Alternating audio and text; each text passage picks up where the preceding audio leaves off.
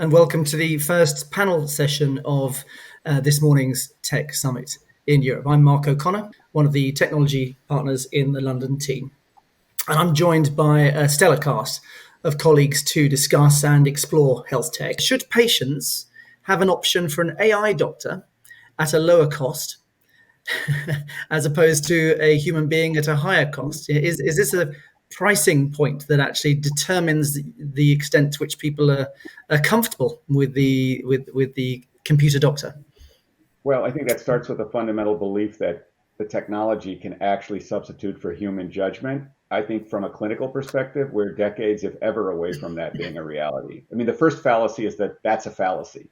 What we're largely seeing is that the technology is either substituting for simple routine tasks or slightly non-routine tasks so that the physician or the clinician can spend more of their time on judgment tasks, or it sits behind the clinician to improve the quality of the physician's judgment.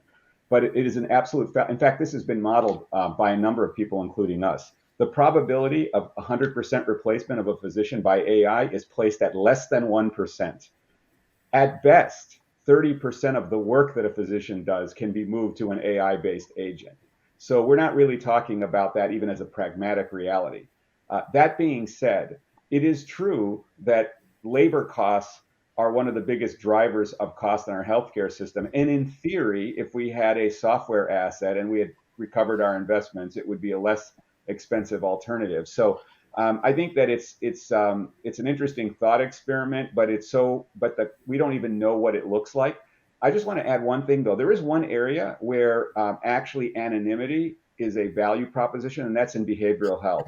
There is a large number of people who will not access the formal caregiving system because of the stigma associated with it. And some of the investments we're seeing in self-service technology is amplified in that category to serve people who will never enter the formal caregiving system or want to have an in-person interaction with a human being because of stigma.